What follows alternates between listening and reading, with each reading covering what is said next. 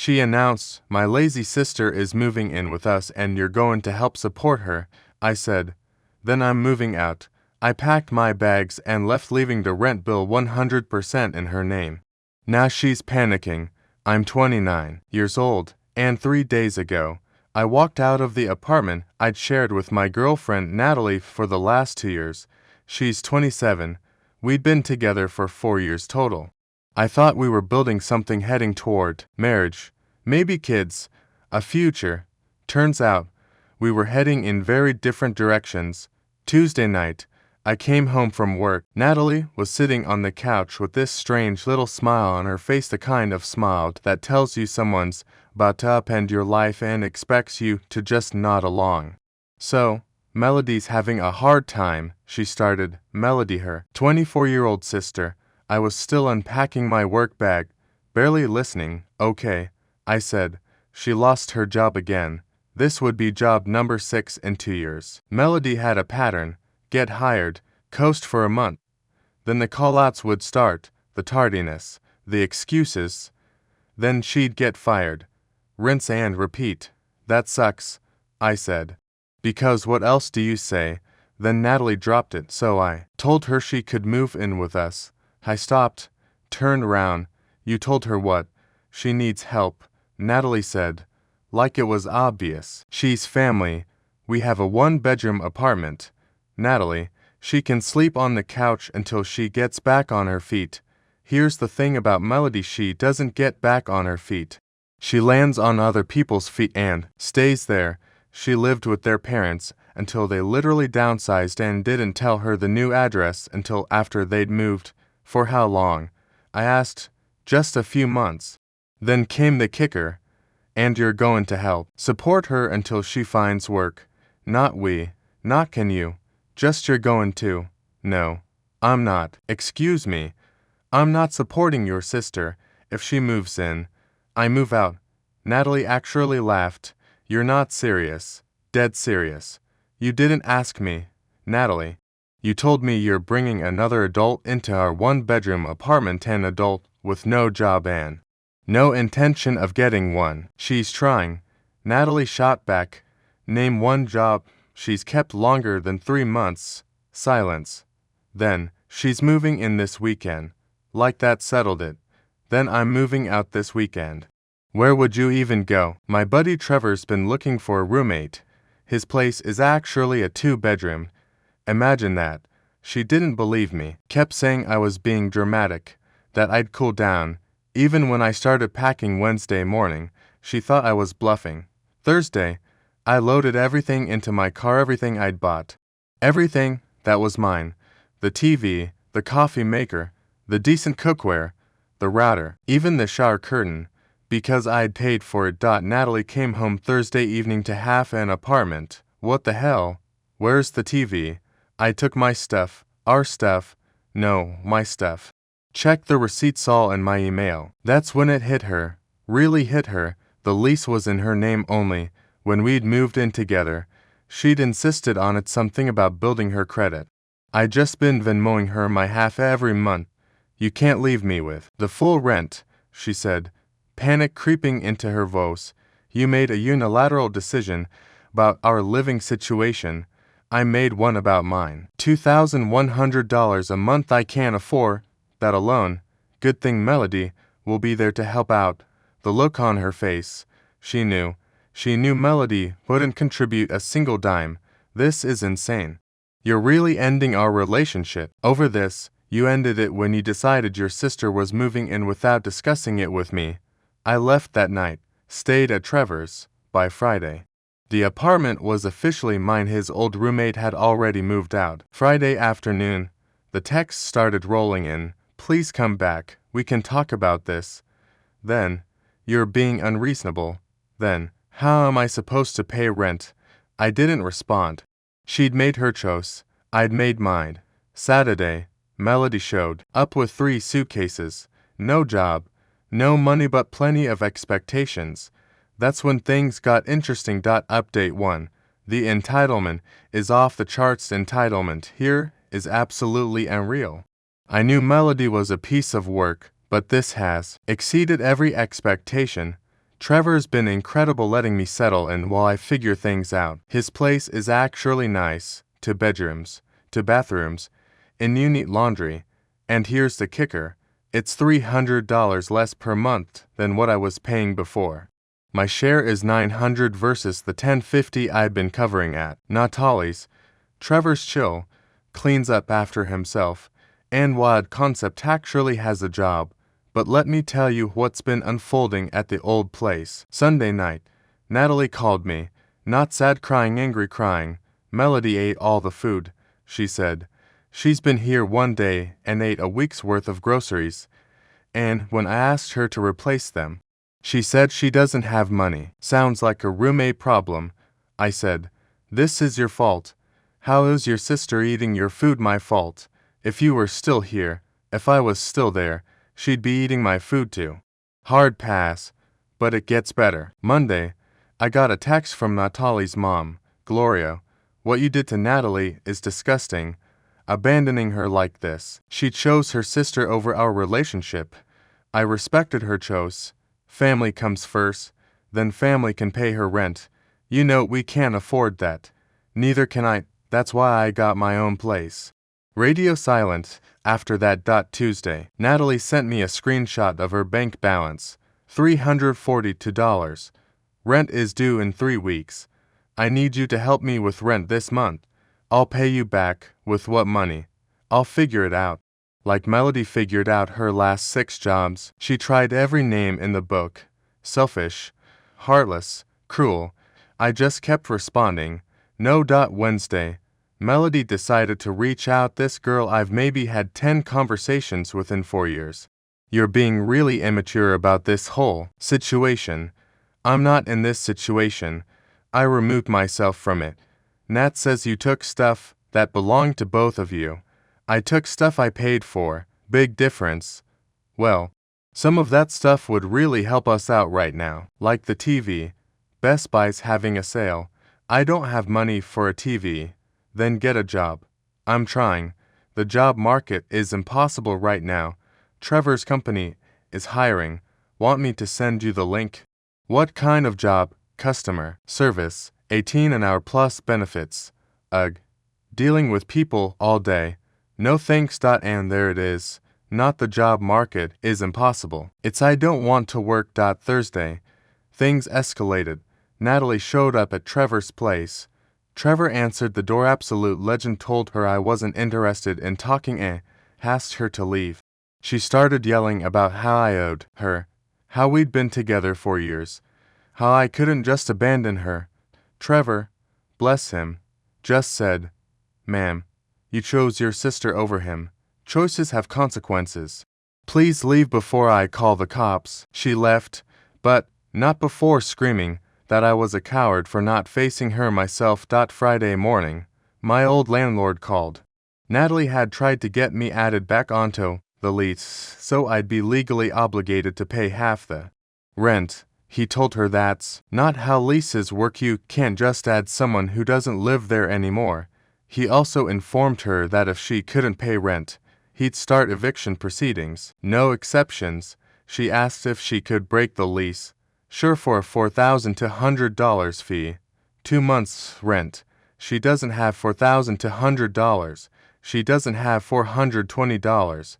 The best part, Melody's been posting on social media about her mental health journey and how she's taking time to heal at her sister's place, complete with photos of her lounging on the couch, Natalie's couch, watching Netflix, eating takeout. Natalie commented on one.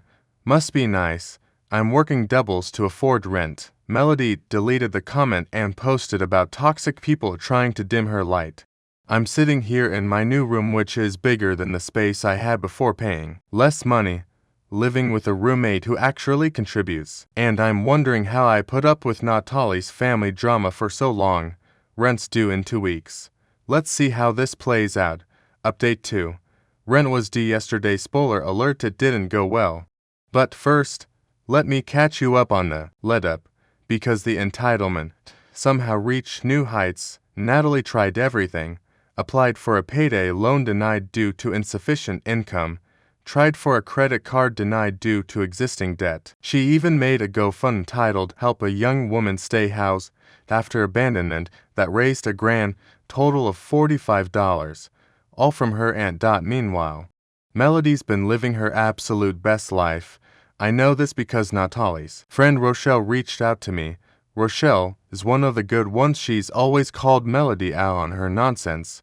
Dude, you need to know what's happening over there, she said, and sent me screenshots from Melody's private Instagram. This girl is ordering DoorDash twice a day on Natalie's credit card, not just food, Starbucks, smoothies, snacks.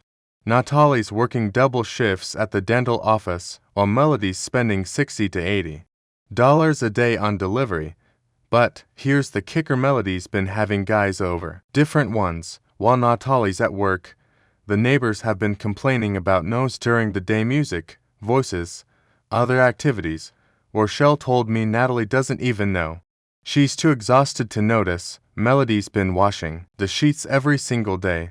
So, while Natalie's killing herself to make rent, her sister's running a revolving door of Tinder dates through the apartment. 3 days before rent was due, Natalie made one last desperate play. She called my mom. My mom called me, confused. Honey, why is your ex-girlfriend asking me for $2,000? She's short on rent. Why is that your problem? That's not. That's why I moved out. Good, I'll tell her to pound sand. The nerve of that girl. But Natalie didn't stop there. She called my brother, my best friend from college. Even my boss. Thankfully, my boss just hung up on her. Then came Thursday. Melody finally got a job. Want to guess where? If you guessed, nowhere. Because she didn't actually get a job. You're right. She told Natalie she'd been hired at a boutique, even left the apartment dressed nice every day for 3 days. Turns out she was just going to the mall, hanging out in the food court, and coming back when Natalie got home. Rochelle saw her there sitting on her phone for hours. Natalie found out when she called the boutique to surprise Melody with lunch on her first day. They'd never heard of her. The fight was apparently epic. Rochelle heard it from her apartment to floors down. Natalie finally grew a spine and told Melody she needed to contribute or leave. Melody's response: "You can't kick me out. I have tenant rights. I've been here 2 weeks." She'd Googled tenant law and everything. Wrong move. Natalie called their parents and told them Melody had 24 hours to leave or she was calling the cops and reporting her for credit card fraud. All that DoorDash adds up. Their parents drove 3 hours to pick her up. The dad was furious. Not at Natalie, at Melody. Turns out they'd thought she actually had a job lined up when she moved in. Melody had been telling everyone she was starting a marketing coordinator position. But here's where it gets really good. Yesterday was rent day. Natalie scraped together $1,400 through her paycheck and selling some jewelry. She's $700 short. She texts me, "I have most of it. Can you just cover $700? Please. I'll pay you back next month." No, I got rid of Melody. Good for you. This is so cruel. We were together for years and you threw it away. You threw it away for someone who pretended to have a job to scam you. I didn't know she was lying. You knew she was unemployed when you invited her. You knew her track record. You chose this. The landlord already posted a pay or quit notice. She has 3 days to come up with the money or eviction proceedings start. But wait, there's more. Remember those guys Melody was bringing over? One of them gave her a gift. Bed bugs. Yep, bed bugs. The building management found out when neighbors complained about seeing bugs. The whole floor needs treatment. Cost to the tenant if it's determined they're the source: $1,500. Natalie is now $700 short on rent, facing $1,500 in pest control fees. Her credit cards are maxed from Melody's DoorDash spree. And she has an eviction notice on her door. She sent me a voice message last night, not angry crying this time, defeated crying, saying she just wanted to help her sister and didn't think it would end up like this. I felt bad for exactly 3 seconds. Then I remembered her saying, "You're going to help support her," not asking, telling. Trevor and I are having a housewarming party this weekend. I sent a Snapchat to my story of the new TV I bought 65 inches. 4K. Got a great deal. Petty. Maybe. Satisfying. Absolutely. Rochelle texted me this morning. Natalie's moving back in with her parents. The apartment's getting evicted. Her credit is shot. Melody's already posting about needing a new place to stay because family is toxic. 4 years together.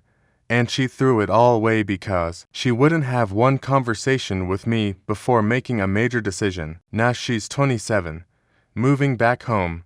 Credit ruined and her sister's already onto the next victim. Me. I'm paying $900 a month for a bigger room, better apartment, drama-free roommate, and peace of mind. Best $900 I've ever spent. Final update. Karma came full circle. This is likely my last update, because the situation has completely resolved itself in the most karmic way possible. Natalie got officially evicted. It's on her record now. She couldn't come up with the rent or the bed bug treatment fee. The landlord started proceedings, and she didn't even try to fight it, just packed up and left. But here's what I learned from Rochelle about the final days. When Natalie told her parents she was getting evicted, they said she could move back home, but only her, not Melody. They were done enabling Melody's behavior. Gloria, their mom, apparently said, "We already raised you both once. We're not doing it again."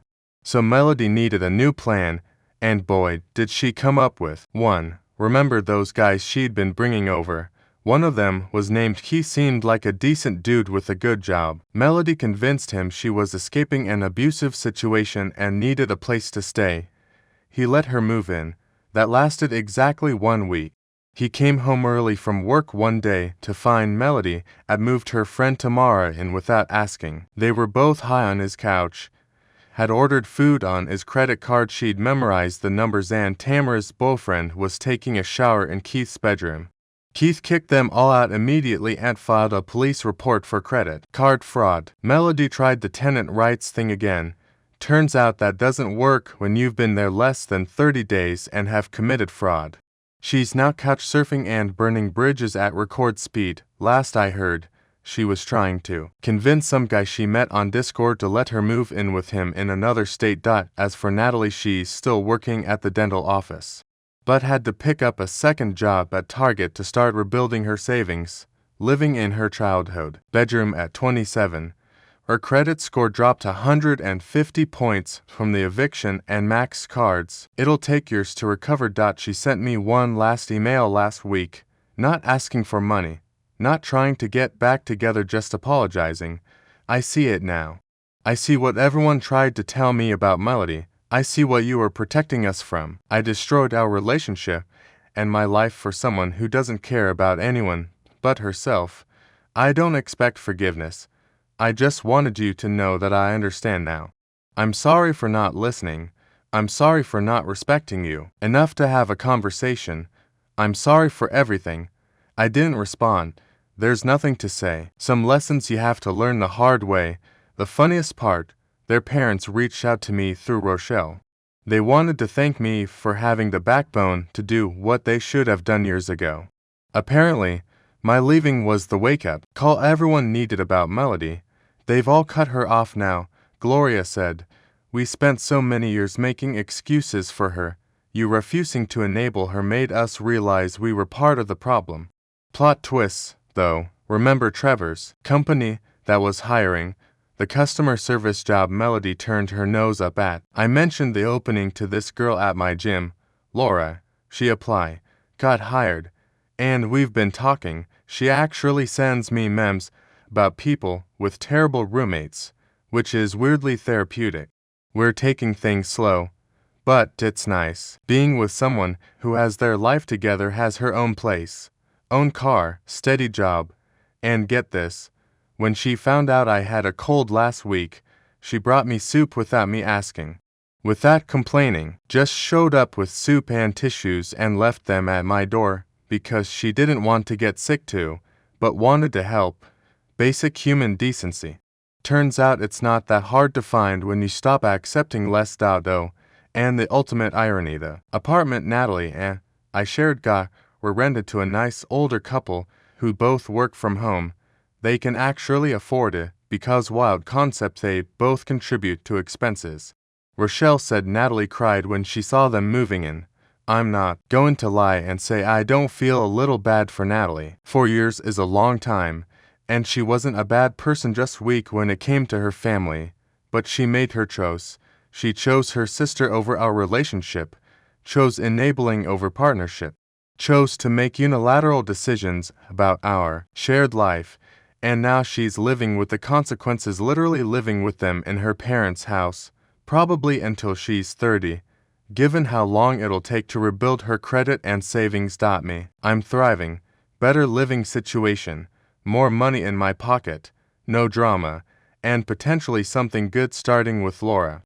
Turns out when someone tells you you're going to help support someone you didn't agree to support, the correct response really is just no.